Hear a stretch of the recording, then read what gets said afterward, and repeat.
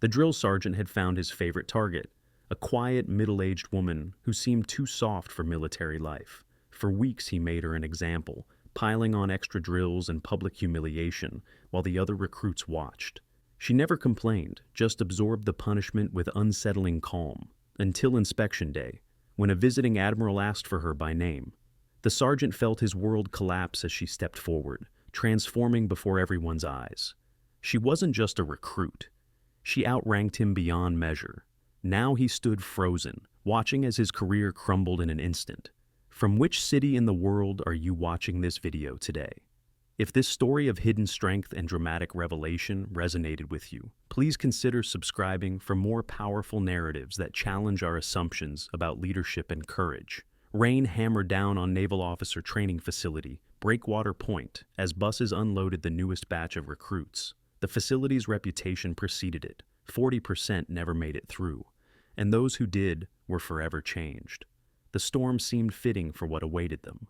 A systematic dismantling of civilian habits and rebuilding into naval officers worthy of command. Among the nervous faces stepping onto the muddy parade ground stood recruit Cyrene Larimore, 48, older than the others, her weathered face impassive beneath the downpour. While others flinched at the bellowed orders, she moved with quiet efficiency, neither standing out nor falling behind. Master Sergeant Atticus Braddock stalked the formation like a predator.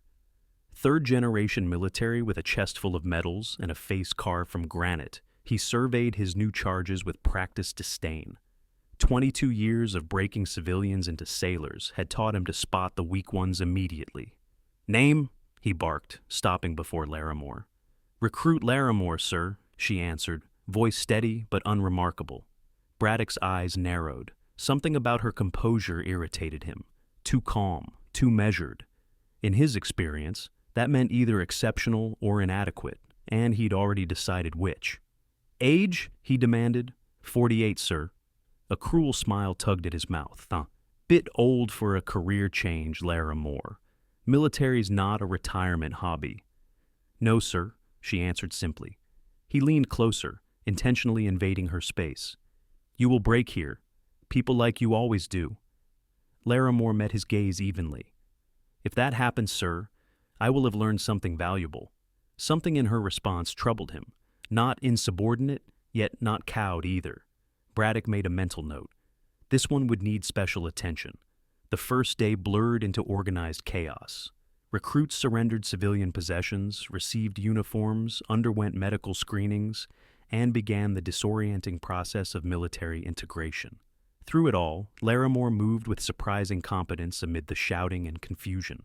During processing, Larimore completed her physical assessments with competent but deliberately unremarkable results. Not the fastest, not the slowest, not drawing attention.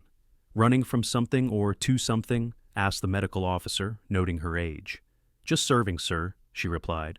Later that day, as recruits struggled to organize their gear under impossible time constraints, recruit Mercer, a gangly 19-year-old with trembling hands, fumbled with equipment unfamiliar to civilian hands. 30 seconds remaining, bellowed an instructor. Larimore's station was perfectly arranged.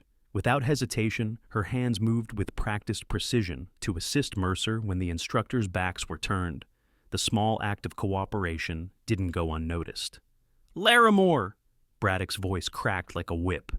"You helping Mercer means you both fail. That's not teamwork. That's 2 dead sailors instead of 1. You think the enemy waits while you play hero?" "No, sir," Larimore said. Her eyes met his without challenge or submission. "Both of you, 5 miles before dinner. And Larimore, I've got my eye on you." As recruits filed out, personal belongings were searched and cataloged. Among Larimore's regulation items, a junior officer briefly examined an unusual compass with strange markings before Larimore quietly reclaimed it. "Family heirloom," she explained softly. The officer shrugged and moved on, but not before Braddock noticed the exchange. Something about Larimore continued to gnaw at him. That evening, as she and Mercer completed their punishment run in steady rain, Braddock watched from his office window. "Problem recruit?" asked Lieutenant Commander Walsh, entering with paperwork. "Something's off about her," Braddock muttered. "Too composed, like she's playing a role. Former military, maybe? Transferring branches?" Records say civilian, career in logistics management. Walsh glanced at the drenched runners, holding up better than I'd expect for a civilian her age. Which is exactly my point, Braddock said. 2 weeks passed. Breakwater Point transformed recruits through systematic pressure. Most adapted, some excelled, a few broke. Larimore existed in her own category. While others competed, she endured. While they reacted, she observed. And Sergeant Braddock had made her his personal project. "Again, Larimore!" he shouted as she completed the obstacle course seconds behind the others. "Until you learn that mediocre gets people killed." She ran it again and again. As others headed to mess, she was still climbing, crawling, jumping. Her face betrayed nothing but focus. During weapons assembly drills, Braddock scattered her rifle parts across the floor. "Reassemble, Larimore. Your team is dead if you can't do better." Without complaint, she knelt and began the process with methodical precision. The others watched surreptitiously, some with sympathy, others grateful they weren't the target. At night, in the barracks, whispers traveled between bunks. "What's her deal?" asked Recruit Finch. "Why's Braddock riding her so hard?" "Maybe she reminds him of someone," suggested another. Recruit Thadia Winters, a natural athlete who'd already distinguished herself in training, observed Larimore with growing curiosity. Unlike the others, Larimore never complained, never sought sympathy, never broke discipline. One night, Winters caught Larimore studying a facility map by moonlight through the window, unusual for a recruit who should already know permitted areas by heart. "Memorizing escape routes?" Winters whispered, half joking. Larimore folded the map with practiced movements. "Just being thorough. Braddock's never going to ease up, you know. He's decided you're his example. He's doing his job as he understands it," Larimore replied. Winters stared at her. "How are you so calm about it? If it were me—" "It's not personal," Larimore said simply. "Nothing here is." The next day, during a night navigation exercise, Winters slipped on wet rocks while crossing a stream, gashing her leg badly on hidden metal debris. As the main group continued ahead, Larimore knelt beside her. "Hold still," she said, producing a compact medical kit from her pocket that was definitely not standard recruit issue. Her hands moved with practiced precision, applying pressure, cleaning, and dressing the wound with expert efficiency.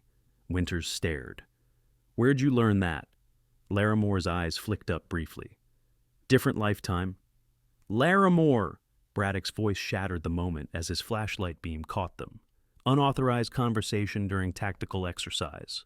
Report for punishment detail at 0400. "Yes, Sergeant." Not a flicker of resentment crossed her face. That night, after lights out, Winters noticed Larimore reading a letter under faint moonlight. Something about it seemed coded, formal. When Larimore sensed attention, the letter disappeared. Days blurred into a relentless cycle of targeted harassment. Larimore repeating drills while others rested. Her bunk being flipped during inspection for imperceptible infractions. Standing at attention in rain while Braddock lectured about weakness. Other recruits beginning to distance themselves, fearing association with his target. Through it all, she remained unmoved, neither breaking nor retaliating. "What's her deal?" one recruit whispered to Winters in the chow line. "Why doesn't she just quit?" "I don't know," Winters answered, watching Larimore calmly reassemble her rifle after Braddock scattered the parts. "But I'm starting to think Braddock's picked the wrong target." During hand-to-hand combat training, Braddock paired Larimore against recruit Valles, a former collegiate wrestler. As they grappled, Larimore briefly demonstrated a counter technique of remarkable effectiveness before seemingly remembering herself and allowing Valles to gain the upper hand. The momentary flash of skill wasn't lost on Winters, nor on Lieutenant Kerrigan, who exchanged a curious glance with Walsh across the training floor. "Something's not adding up with recruit Larimore," Kerrigan muttered. Walsh nodded. "I pulled her file again. 20 years logistics management for shipping companies. No military background. But I've never seen a civilian move like that. Think we should mention it to Braddock?" Walsh considered. "Let's wait, see what develops." On the morning of Training Week 3's final exercise, Braddock gathered the recruits in pre-dawn darkness. Rain had fallen steadily for days, turning the training grounds into muddy swamps. "Today separates those who belong from those who don't," Braddock announced. "Full kit transport through the Northern Trail and back. Standard weight, 20 kilos per recruit." As equipment was distributed, Braddock approached Larimore. "Except you, Larimore. You've been underperforming, so you get 40 kilos." Murmurs rippled through the formation before being silenced by instructors' glares. The weight he'd assigned her was punishing, especially given the terrain and conditions. "Is there a problem, recruit?" Braddock challenged. "No, sir," Larimore replied, adjusting the straps of her overloaded pack. For 4 punishing hours, she carried the impossible weight through mud-choked trails and water obstacles.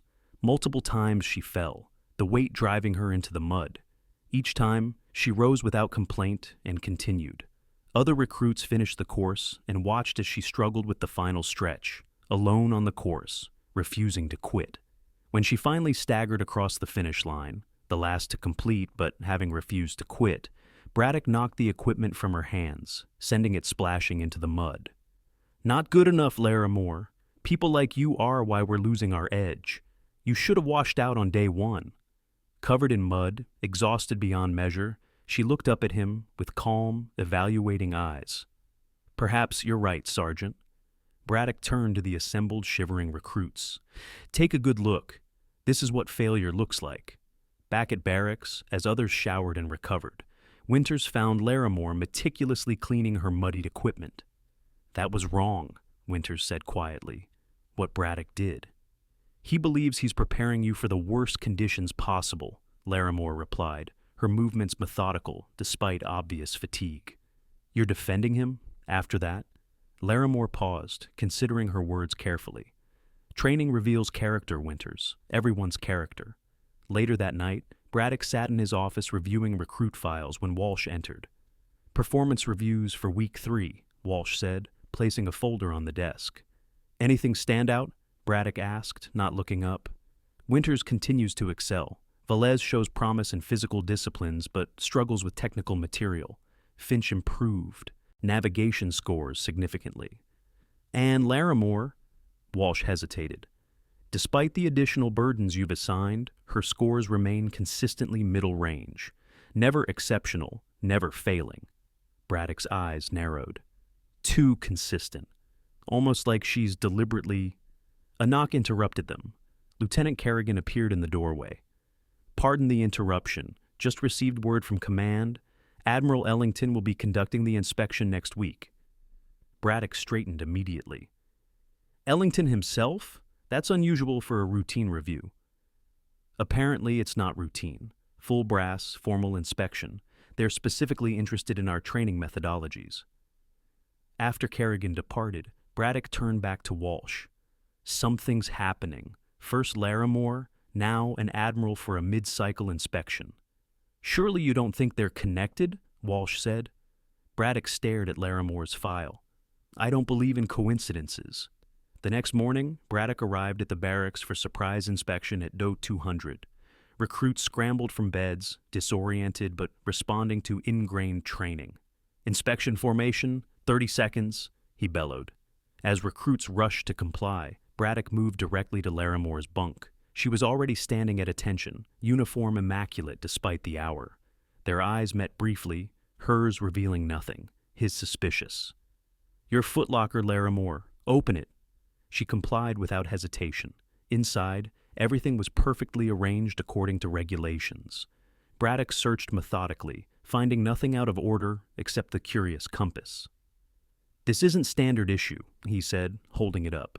"No, sir. Personal item. Approved during processing." He examined it closely. The design was unusual, not military issue from any branch he recognized, yet it bore markings that seemed oddly official. "Where did you get this?" "Family connection, sir." Braddock pocketed it. "Consider it confiscated until further review."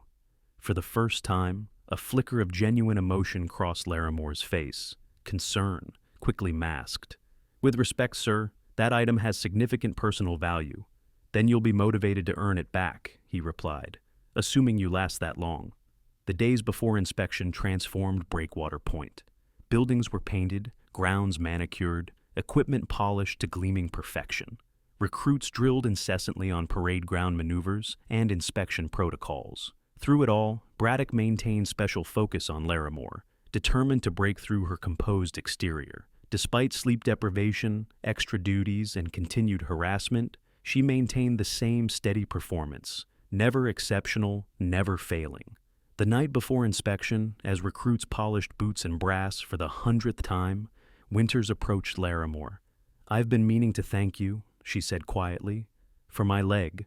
The medic said it could have been much worse without proper first treatment." Larimore nodded once. "Anyone would have helped." "No, anyone wouldn't know field trauma techniques." Winters lowered her voice further. "Who are you, really?" Larimore met her gaze directly.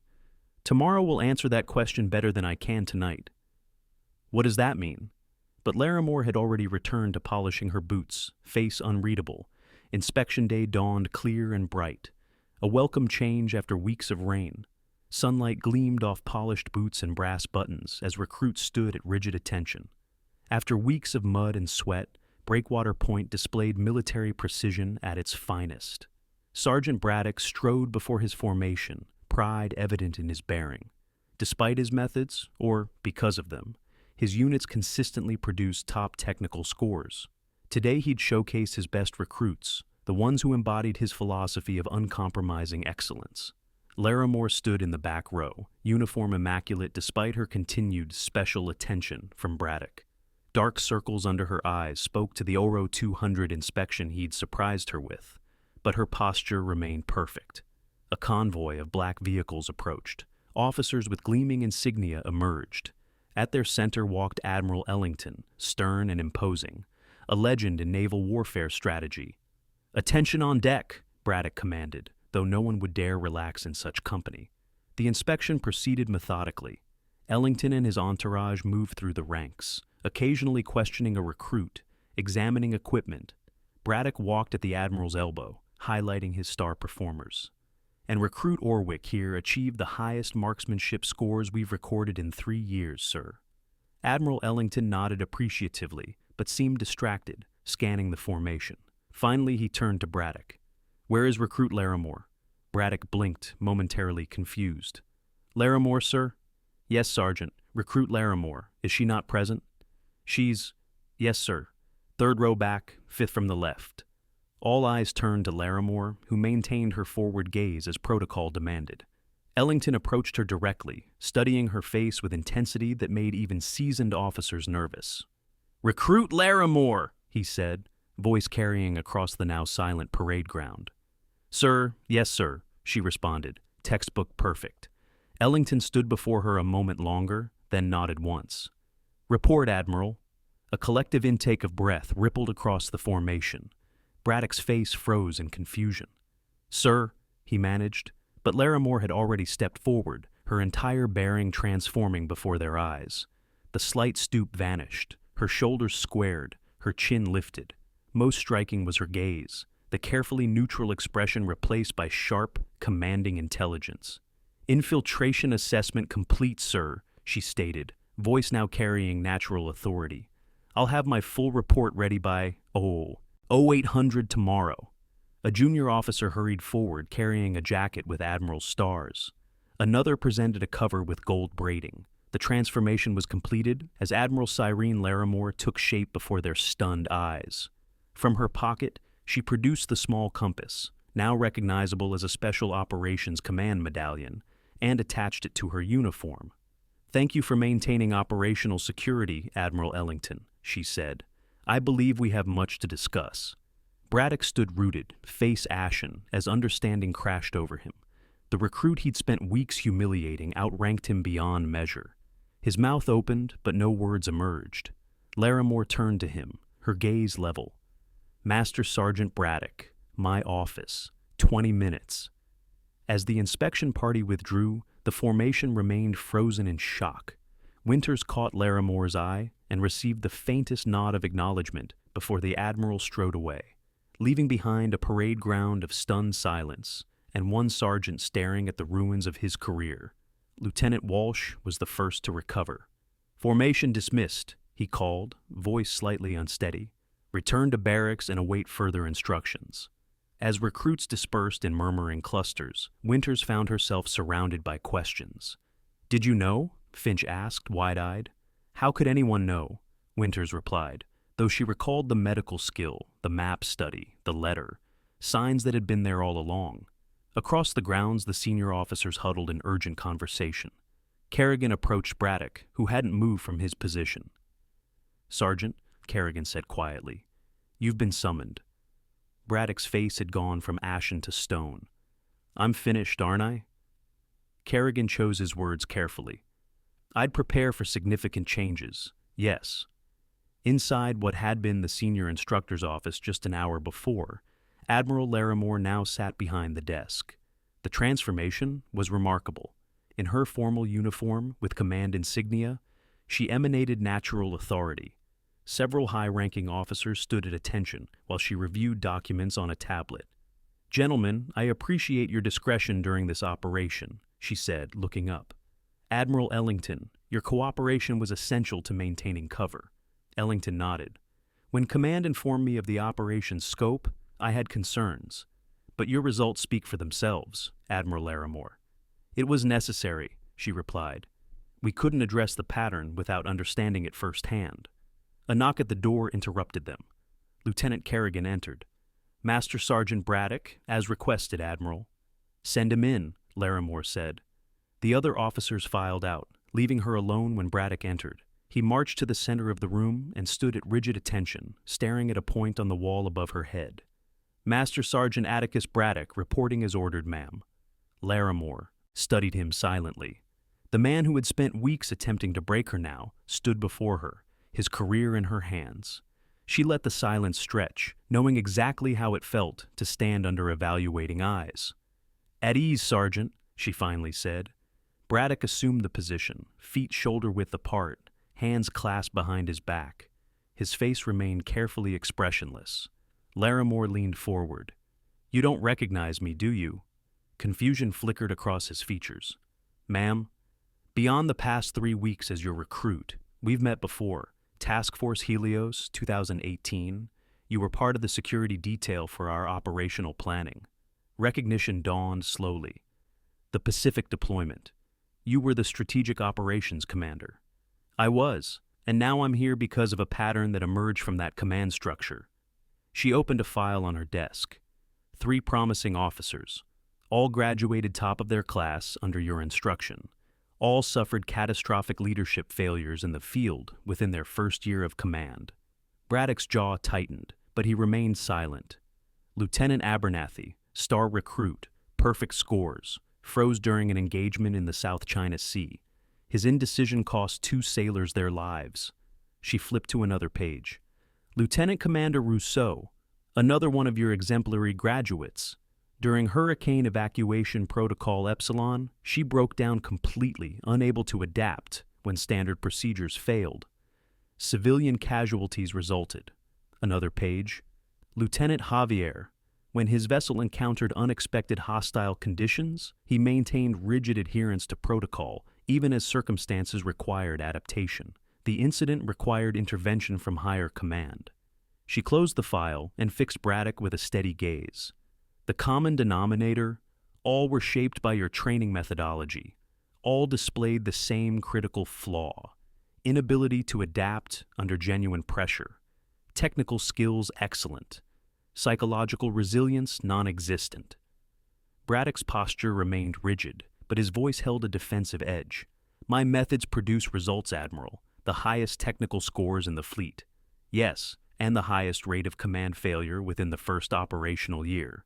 She stood, circling her desk to face him directly. "That's why I came here, not to observe from a distance, not to read reports, but to experience exactly what they experienced, to understand precisely how someone like you shapes someone like them." She walked to the window, looking out over the training grounds where recruits were now returning to normal duties, still buzzing with the morning's revelation. "Your technical instruction is excellent. Your leadership is not.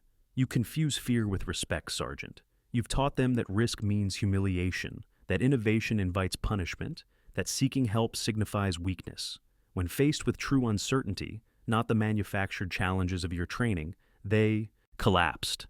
With respect, Admiral, this is how I was trained, how generations were trained. And how many casualties resulted from officers who couldn't think beyond their training?" She turned back to face him. The enemy adapts, our training must too. Braddock finally allowed himself to ask the question that hung between them. Why did you endure it? The harassment.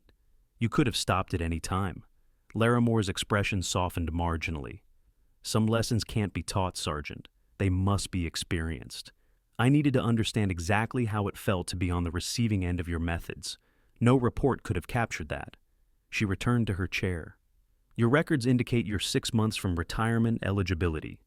Braddock straightened, anticipating the end of his career. Yes, ma'am.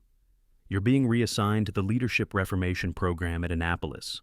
6 months as a student, then return here as senior training advisor, if you pass. His confusion was evident. You're not discharging me? The Navy doesn't need fewer Braddocks, Sergeant. It needs better ones. You have valuable experience. What you lack is perspective. Outside the office, the news of Admiral Laramore's undercover operation spread rapidly through Breakwater Point. Recruits gathered in small clusters, reconstructing every interaction with new understanding. Winters found herself the center of attention as the recruit who had perhaps known Laramore best. I never suspected she was an admiral, Winters admitted to her bunkmates. But I knew something was different about her. The way she handled pressure, how she knew medical techniques, her calm under Braddock's worst. What happens to us now? Mercer asked. To our training? Before Winters could answer, Lieutenant Walsh appeared at the barracks entrance. Recruit Winters. Admiral Laramore requests your presence. Hearts racing, Winters followed Walsh across the grounds to the administration building. Inside the office, Admiral Laramore stood reviewing documents with Lieutenant Kerrigan. Recruit Winters reporting as ordered, ma'am, Winters said, standing at attention. Laramore looked up, and Winters was struck by how different yet familiar she appeared. The same person who had treated her leg in the dark was now clearly a seasoned flag officer. At ease, Winters, Laramore said. I wanted to speak with you directly. Your observations during my time undercover were notably perceptive. Thank you, ma'am. You recognize something wasn't aligned in my presentation without being able to identify what. That's an invaluable skill in an officer. Winters blinked. Officer, ma'am? Laramore exchanged a glance with Kerrigan. Lieutenant, would you give us the room? After Kerrigan departed, Laramore gestured to a chair. Please, sit. Winters sat nervously on the edge of the seat as Laramore took the chair across from her, rather than returning behind the desk. My investigation here goes beyond Sergeant Braddock's methods, Laramore explained. It's part of a larger initiative to reform officer training throughout the Navy. We're identifying promising candidates who demonstrate aptitude for adaptive leadership. She slid a folder across the table. Your file indicates you turned down an officer candidate recommendation before enlisting. May I ask why? Winters hesitated. Family circumstances, ma'am. My mother's health required me to be stationed domestically. OCS couldn't guarantee that. Laramore nodded. Those circumstances have changed according to your updated records. Yes, ma'am, 6 months ago. Then I'd like you to reconsider. Laramore opened the folder, revealing transfer orders to Officer Candidate School. Effective immediately, should you accept. Winters stared at the documents. This is because I was kind to you as a recruit. No, Laramore said firmly. This is because you demonstrated leadership qualities that can't be taught. You showed compassion without sacrificing discipline. You questioned authority while respecting chain of command. You noticed discrepancies without making assumptions. These are the traits we're specifically seeking to cultivate. What about the others in the unit? Each will be evaluated individually. Some will continue traditional training. Others will be recommended for specialized paths. Laramore leaned forward. But right now, I'm asking about you, Thaddeus Winters. Are you ready to become part of the solution? That evening, as sunset painted Breakwater Point in golden light, Admiral Laramore met with her operational team in the conference room. Maps and data displays covered the walls, the visible portion of a months-long investigation. 14 training facilities, Captain Riviera summarized. Breakwater Point makes 15. Your personal infiltration has provided the missing perspective we needed. The pattern is clear, Laramore agreed. Our training produces technically proficient but psychologically brittle officers. We're preparing them for last century's challenges, not tomorrow's conflicts. Commander Tasker indicated a chart. Psychological resilience scores across all infiltrated facilities show the same deficiencies: adaptability under pressure, collaborative problem solving, ethical decision making under ambiguous conditions. And yet, physical and technical benchmarks continue to rise, noted Captain Walden. We're creating perfect operators who can't operate independently when systems fail. Larimore studied the assembled data. Implementation of reformed protocols begins immediately. Winters will assist here as our first embedded reformer, while Braddock undergoes reprogramming at Annapolis. You believe he can change? Riviera asked skeptically. I believe he must, Larimore replied. Dismissing the Braddocks of our service doesn't solve the systemic problem. Converting them does. Later that night, alone, in her temporary quarters, Admiral Larimore finally allowed herself a moment of human weakness. She winced as she removed her uniform jacket, revealing bruises from weeks of punishing physical training. At 48, her body had paid a higher price for this mission than her pride would allow her to admit publicly. A knock at the door interrupted her private moment. Enter, she called, quickly donning a robe over her undershirt. Lieutenant Walsh appeared with a medical kit. Doctor's orders, Admiral. He said you'd refuse to report to medical, so he sent me instead. Larimore sighed. That obvious? 3 weeks of double PT under Braddock would put most flag officers in traction, Walsh said, setting up basic supplies. Permission to speak freely? Always. What you did was either insane or brilliant, possibly both. Larimore allowed a small smile. The best operations usually are. As Walsh applied antiseptic to abrasions on her shoulders from the weighted pack, Larimore reflected on the mission's purpose. Was it worth it? Walsh asked, voicing the question she was considering. 3 sailors died because we failed to prepare their commander properly, Larimore said quietly. Dozens more were injured. Civilian casualties occurred that might have been prevented. If our reforms prevent even one similar incident, then yes, every bruise was worth it. The following morning, Breakwater Point began its transformation. Recruits assembled on the parade ground not for inspection, but for Admiral Larimore's address. The atmosphere crackled with anticipation. Effective immediately, training protocols at this facility will undergo significant modifications, she announced. These changes are not a relaxation of standards, but a refinement of purpose. We will continue to demand excellence, but excellence measured in outcomes rather than conformity. She outlined key reforms. Collaborative problem-solving exercises would replace some individual stress tests. Adaptive leadership scenarios would be introduced alongside traditional drills. Psychological resilience would be weighted equally with physical endurance. Your journey here remains challenging, she concluded, but the challenges will better reflect the true demands of naval service.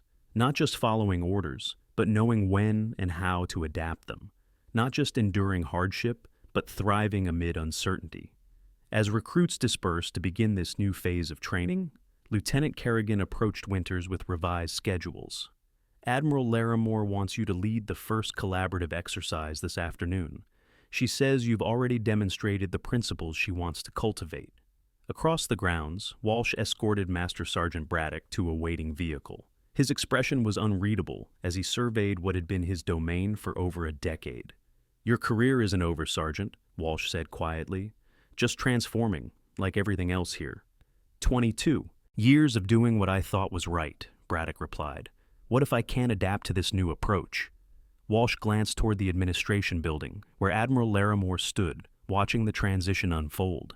Then you'll have proven her point about psychological inflexibility, won't you? As Braddock's vehicle departed for Annapolis, Admiral Larimore welcomed Admiral Ellington into her office for a final consultation before his departure. Remarkable operation, Cyrene, he said. Unorthodox, but effective. Sometimes the only way to truly understand a system is from the bottom up, she replied. I've learned more in 3 weeks as a recruit than in 3 years of reviewing reports. The service owes you a debt. Not many flag officers would endure what you did. Larimore shook her head. I owed those 3 officers who failed under pressure. I owed the sailors who served under them. And I owed all those who will serve in future. As Ellington prepared to leave, he paused at the door. The Navy Cross nomination has been submitted, by the way, for extraordinary heroism not involving direct contact with the enemy. That's unnecessary, Larimore protested. On the contrary, Your actions will save more lives than most combat operations. The recognition matters, not for you, but for the reform you represent." He smiled slightly. "Besides, I understand you're quite skilled at accepting recognition gracefully, even when it comes from unexpected quarters." After Ellington's departure, Admiral Larimore stood at the window, watching recruits engage in a new training exercise, one that rewarded cooperation over competition, adaptability over rigid compliance. Nearby, Winters led her group with natural confidence, already embodying the leadership philosophy Larimore had risked so much to instill. In her pocket, Larimore's fingers closed around the Special Operations Medallion that had been her only connection to her true identity during those difficult weeks.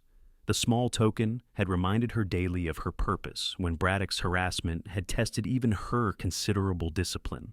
Tomorrow, her report would reach Naval Command, setting in motion reforms across the service. But today, watching the first seeds of change take root at Breakwater Point, she allowed herself to acknowledge a mission accomplished under the most demanding conditions.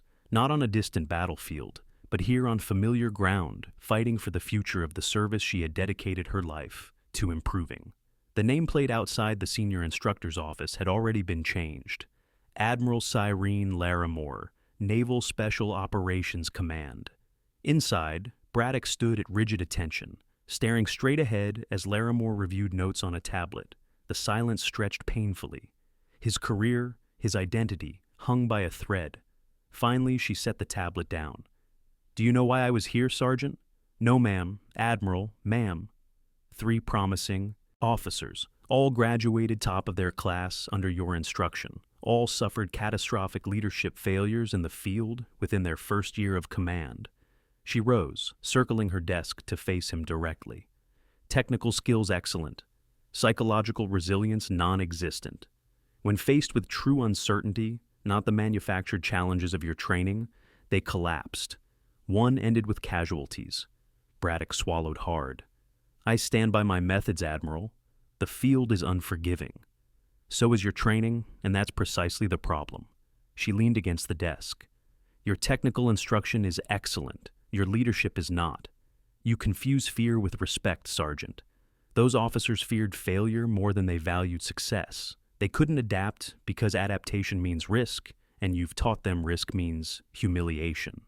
She opened a file, revealing psychological evaluations, field reports, and photographs of young officers, including the 3 failures. "Breaking people doesn't make them stronger, Sergeant. It just makes them broken." Braddock's jaw tightened. "With respect, Admiral, this is how I was trained, how generations were trained. And how many casualties resulted from officers who couldn't think beyond their training." She closed the file. "The enemy adapts. Our training must too." Braddock braced himself for the inevitable dismissal. Instead, Larimore handed him a new set of orders. "You're being reassigned to the Leadership Reformation Program at Annapolis. 6 months as a student, then return here as Senior Training Advisor, if you pass." His confusion was evident. "You're not discharging me?" "The Navy doesn't need fewer Braddocks, Sergeant. It needs better ones. You have valuable experience. What you lack is perspective." She returned to her chair. "Winters will assist in implementing new protocols here while you're gone. Her leg is healing nicely, by the way. Field medic techniques aren't typically taught to recruits, but perhaps they should be." "Permission to speak freely, Admiral?" "Always." "Why endure it? The harassment. You could have stopped at any time." Larimore's expression softened marginally. "Some lessons can't be taught, Sergeant. They must be experienced. I needed to understand exactly how it felt to be on the receiving end of your methods. No report could have captured that." The door opened and Lieutenant Walsh entered with a file folder. "Your transport is ready, Sergeant." Braddock snapped to attention, saluted crisply, and departed without another word. The weight of his future, uncertain but not ended, visible in his stride. Walsh watched him go before turning to Larimore. "He's lucky, Admiral. Most would have ended his career." "Ending his career would be easy," she replied. "Changing the culture he represents is the real challenge. And to do that, I need converts, not casualties." Over the following weeks, Breakwater Point underwent a transformation. Physical. Standards remained rigorous, but training methodology shifted dramatically.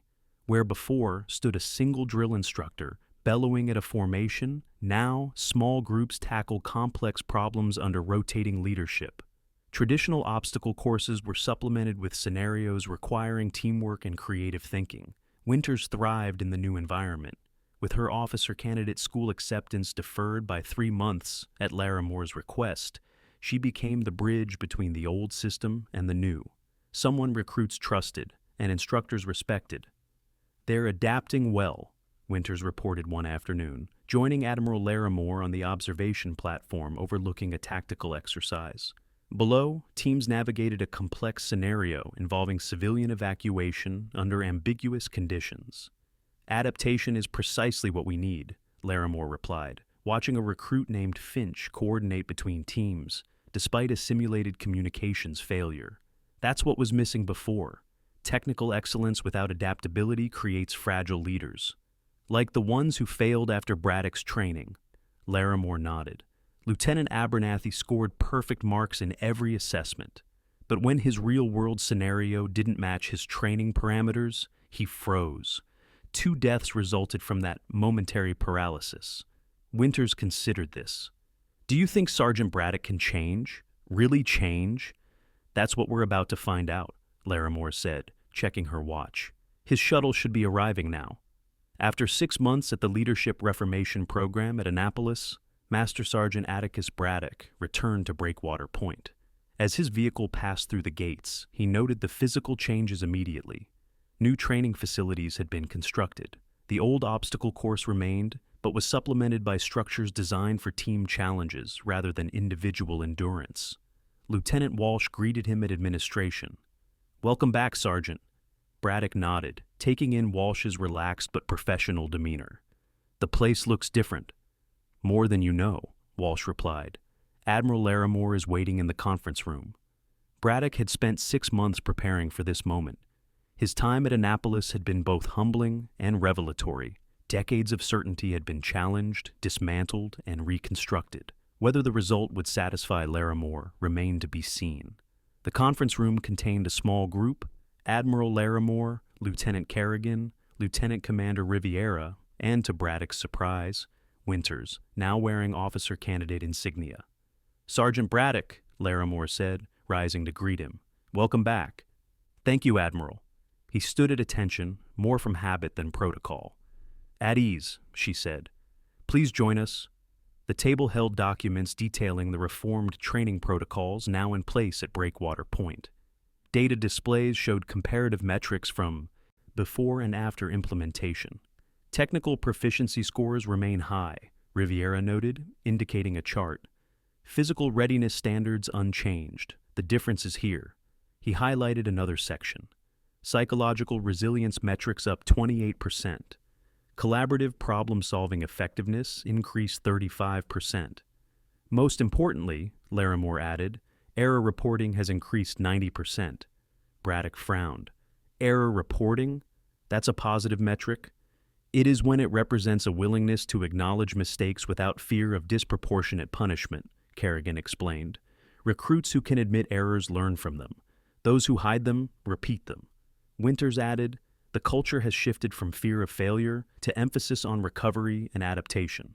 Braddock absorbed this information, mentally comparing it with what he'd learned at Annapolis. "And attrition rates?" "Down 12%, Laramore answered. "We're losing fewer recruits overall while producing more adaptable graduates." She studied him carefully. "Your instructors at Annapolis report you were an exemplary student, Sergeant. Initially resistant, ultimately receptive. They believe you've internalized the core principles of the reformed methodology." "It wasn't easy," Braddock admitted. 22 years of training one way, believing in one approach. But the evidence was compelling. "Evidence like me," Laramore noted. "Yes, ma'am," among others. Laramore exchanged glances with her team. "Then it's time to test that transformation. Sergeant Braddock, you've been assigned as Senior Training Advisor for the reformed protocols. Lieutenant Winters will continue as Implementation Officer during her remaining time before OCS. Together, you'll oversee the newest recruit class arriving tomorrow." Braddock and Winters exchanged measuring looks, former antagonists now unexpected allies.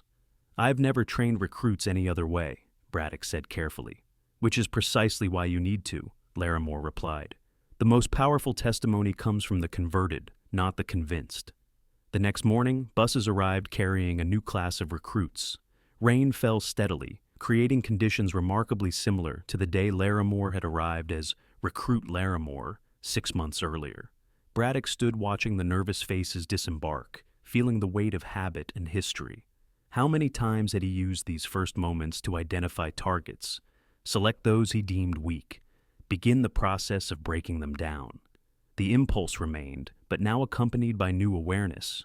Winters joined him, clipboard in hand. "Ready, Sergeant? We'll soon find out," he replied. As recruits formed into their initial ranks, Braddock stepped forward. The familiar surge of command presence filled him, but he channeled it differently. "I am Master Sergeant Atticus Braddock," he announced, voice carrying across the formation. "This is Officer Candidate Winters. Welcome to Breakwater Point Naval Training Facility." He paused, the script he'd used for decades hovering in his mind, words about breaking them down to build them up, about weakness being cold, about only the strongest surviving. Instead, he continued, "You have chosen to serve your country during complex and challenging times. Our job is to prepare you for that reality. The training you will undergo here is demanding because the situations you will face demand it. We will push you beyond what you believe possible, not to break you, but to reveal what you're capable of becoming." Winters watched with carefully concealed surprise as Braddock delivered an address fundamentally different from what she had experienced months before. "You will fail during your time here," Braddock told the recruits. "You are expected to fail. What matters is not avoiding failure, but responding to it, learning from it, adapting because of it. The measure of your success will be not just what you can accomplish individually, but what you enable others to accomplish alongside you." From her office window, Admiral Larimore observed the scene with quiet satisfaction. Her aide entered with dispatches requiring immediate attention. "Operation Resilient Shield reports are ready for your review, Admiral." "Thank you, Lieutenant. I'll address them shortly." She continued watching as Braddock organized the recruits into their initial processing groups, noting the absence of the deliberate chaos and intimidation that had marked her own arrival. "How long will you remain at Breakwater Point, ma'am?" the aide inquired. "Another week, long enough to ensure the transition is stable." She turned from the window. "The Naval Reform Commission meets next month to review our findings. Breakwater Point will serve as the primary case study." Later that day, as recruits underwent medical processing and gear distribution, Braddock found himself observing a young woman who reminded him uncomfortably of Larimore. Older than most recruits, reserved in demeanor, she moved with quiet efficiency through the chaos around her. His instinct, honed by decades, was to identify her as a potential weak link. The impulse to single her out for additional scrutiny surfaced automatically. "Recruit Nasser," he said, approaching her station. She snapped to attention. "Yes, Sergeant. I noticed you helping recruit Emerson with his gear assembly." Her face remained carefully neutral, clearly anticipating reprimand. "Yes, Sergeant." "Good initiative," Braddock said, the words feeling foreign in his mouth. "Teamwork is essential to operational success. Carry on." The surprise on her face mirrored his own internal reaction to the exchange. Old habits fought against new protocols within him, a battle he suspected would continue for some time. Winters, who had observed the interaction, joined him as he moved to the next station. "That looked painful, Sergeant." "Change usually is," he replied. At the end of the first week, Braddock met with Admiral Larimore for her final assessment before her departure. They walked the grounds together, observing training in progress. "Your initial integration has been successful," she noted. "The recruits are responding well to the reformed protocols." "It's still early," Braddock cautioned. "The real test will come when they face genuine pressure." "Which is precisely why we've restructured how that pressure is applied." They paused to watch a team navigation exercise where recruits rotated leadership roles while solving progressive challenges. Stress remains an essential component of training, but purposeful stress that teaches adaptation is different from arbitrary stress that teaches only endurance. Braddock nodded slowly. "At Annapolis, they had us study historical failures, command decisions that went wrong because officers couldn't adapt beyond their training, including the ones under your former instruction," Larimore noted. "Yes." He hesitated. "I've been meaning to ask, Admiral. Those 3 officers who failed, what happened to them? Abernathy was reassigned to shore duty after psychological evaluation. Rousseau underwent intensive retraining and now serves effectively, though not in command capacity. Javier received additional mentoring and recently completed a successful deployment as executive officer. So they weren't all lost causes. Few people are, Sergeant. Most just need the right environment to succeed. She studied him thoughtfully. Which is why I fought to keep you in service rather than end your career. He met her gaze directly. Thank you for that opportunity, Admiral. I'm still not certain I deserve it. It's not about deserving, Braddock. It's about what serves the greater mission. Your transformation from critic to advocate carries more weight than a dozen officers who already believed in the reforms. As they completed their circuit of the grounds, Larimore paused. I'll be monitoring your progress, of course, but I believe Breakwater Point is in capable hands. Admiral, Braddock said carefully, permission to ask a personal question? Granted. During your time as a recruit, when I was at my worst, how did you maintain your composure? I've been wondering that for 6 months. Larimore considered the question.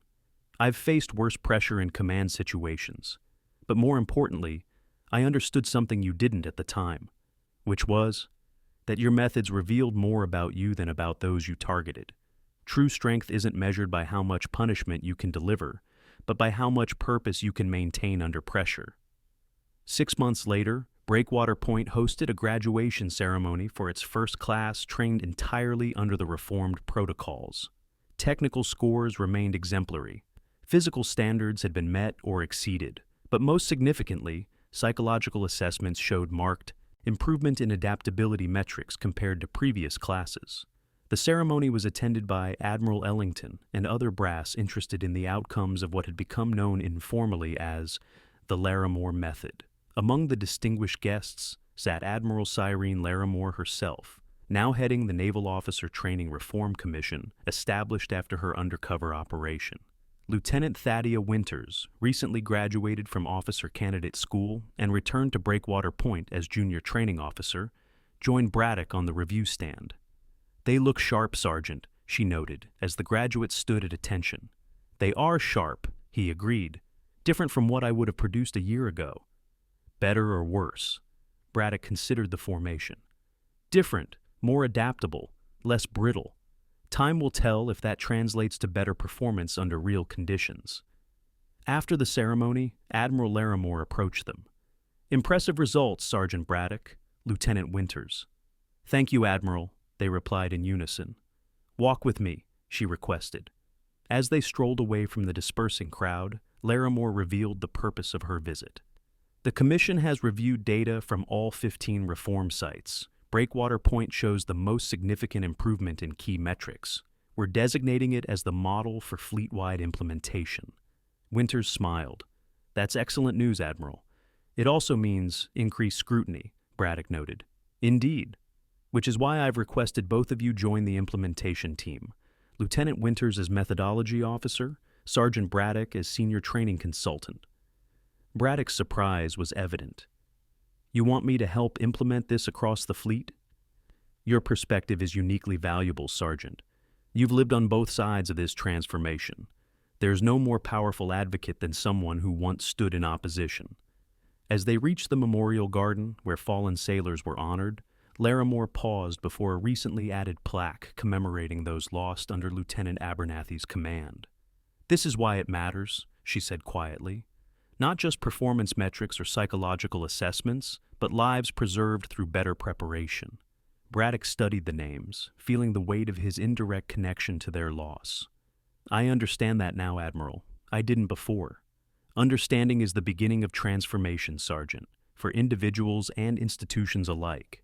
Later that evening, as recruits celebrated their graduation and staff prepared for the next training cycle, Braddock found himself on the parade ground, where his confrontation with Admiral Larimore had occurred 1 year earlier.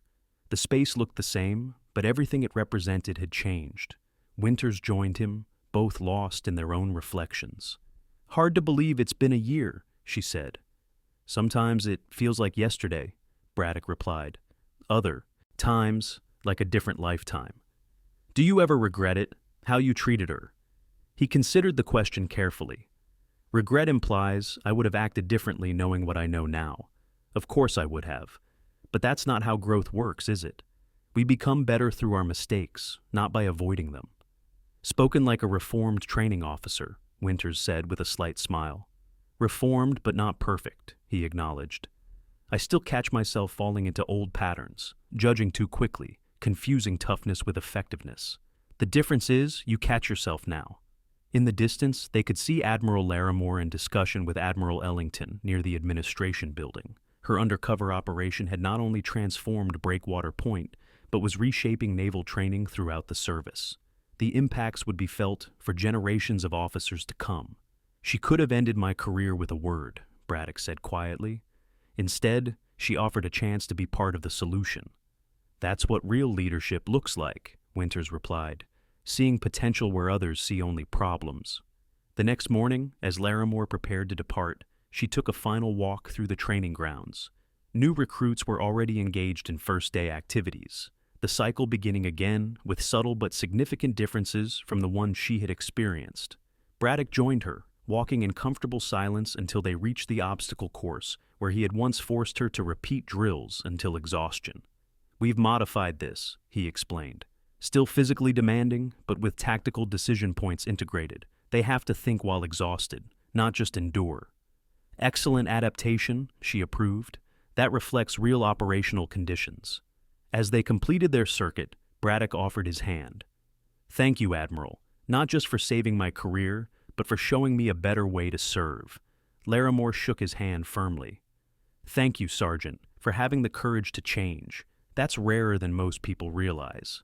She boarded the waiting vehicle that would return her to command headquarters, where the next phase of training reforms awaited implementation. From the window, she watched Breakwater Point recede, the site of her most unusual mission, now a model for the future she had risked her reputation to create. On the parade ground, Braddock turned to face the new recruits assembling for morning formation, no longer searching for weaknesses to exploit, but strengths to develop. The mission remained preparing sailors for the challenges of service, but the method now matched the complexity of the modern naval environment they would face. Attention on deck, he called, beginning another day of transformation, not just for the recruits before him, but for the service they all had sworn to uphold and improve.